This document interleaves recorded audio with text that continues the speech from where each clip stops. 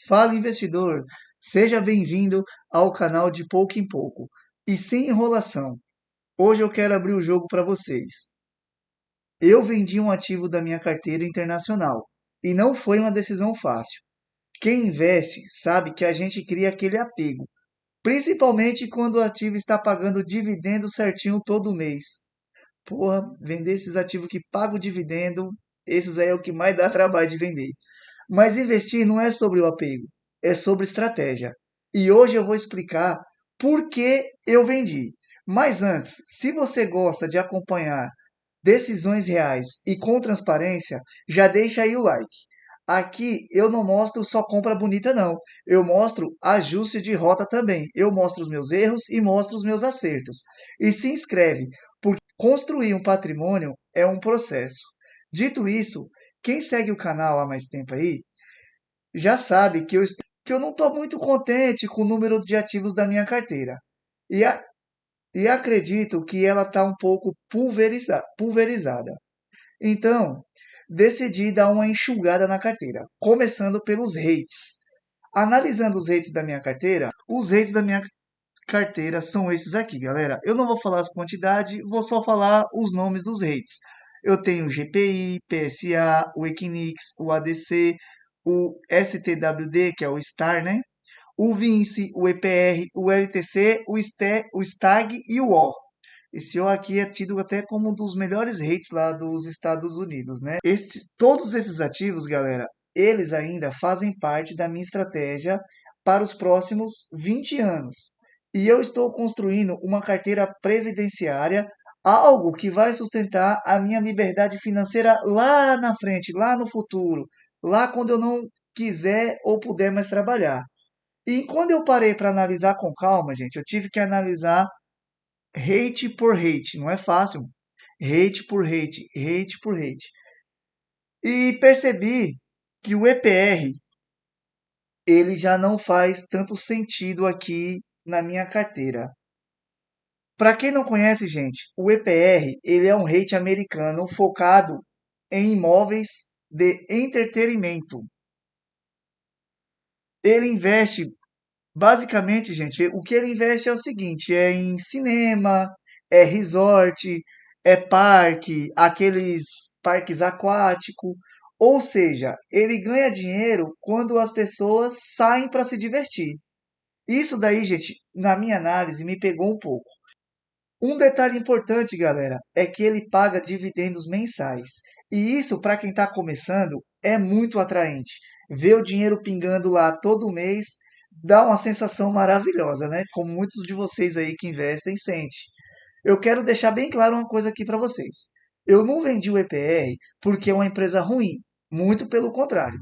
O EPR, ele se recuperou bem depois da pandemia, tem margens fortes, paga um dividendo muito interessante e teve uma valorização recente, ó. Nos últimos 12 meses aqui, ó, ele cresceu 28,30%. Você deve estar aí se perguntando, né? Então, por que raios que eu escolhi vender justamente o EPR, né? Eu percebi, galera, que o entretenimento é um setor cíclico e em crises é uma das primeiras coisas que as pessoas cortam. Ele é algo que não é essencial para a vida das pessoas. Tipo, ele não é água, ele não é uma elétrica. Quando a grana tá curta, a primeira coisa que a gente corta é o supérfluo. E cinema, parque aquático é supérfluo. Você não vai no parque quando você tá sem dinheiro. Tá entendendo, galera? Então, o EPR, apesar dele ser um bom ativo, mas no meu entendimento, ele é um ativo assim supérfluo. As pessoas só procuram os parques quando elas estão bem de grana. Então para mim ele não é uma empresa tão resiliente assim que aguentaria alguma crise. É tanto que na pandemia ele foi uma empresa que caiu muito, né? Porque a maioria do parque fechou, o cinema fechou, então logo o EPR ficou ali meio inútil. É uma empresa que sofreu muito com a pandemia, apesar de eu ter em mente que muitas empresas sofreram na pandemia, né? E um dos casos também, galera, que eu escolhi o EPR, é que dentro aqui da minha própria carteira eu já tenho uma concorrência para ele, que é o Vinci. O Vinci também, ele atua no mesmo setor de entretenimento, com cinemas, com parques, teatros. Então, eu tenho duas empresas assim, ter duas empresas assim na minha carteira não está sendo viável para minha estratégia. Portanto, eu decidi vender o EPR.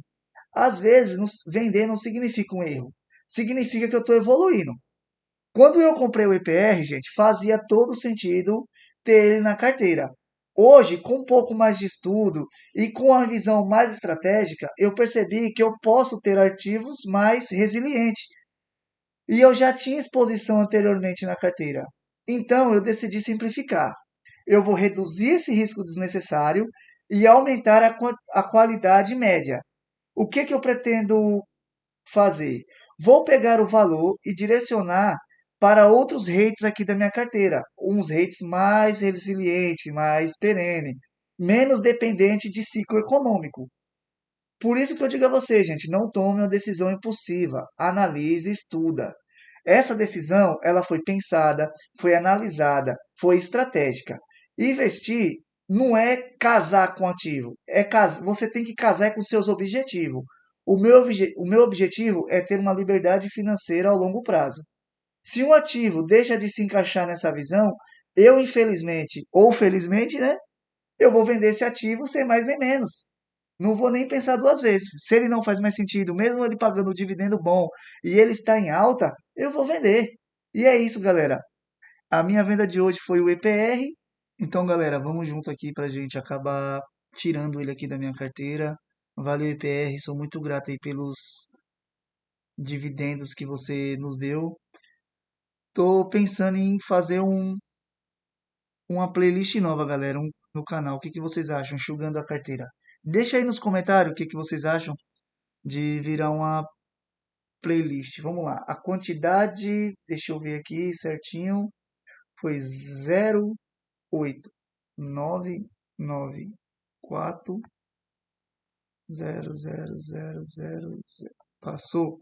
Pronto, a quantidade foi isso, gente. Foi R$ 53.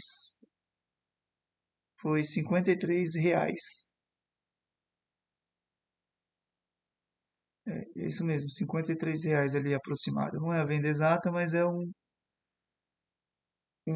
valor aproximado. Tá aí, galera. No vídeo de hoje acabamos de vender o EPR. E se você já passou por uma venda difícil como essa aqui, galera, comenta aqui, deixa aí no comentário. Eu quero saber se você já vendeu um ativo que gostava, mas porque percebeu que não fazia mais sentido. Conta essa história aqui pra gente. A gente cresce quando a gente aprende a ajustar nossa rota. Um abraço e lembre-se, de pouco em pouco a gente chega lá.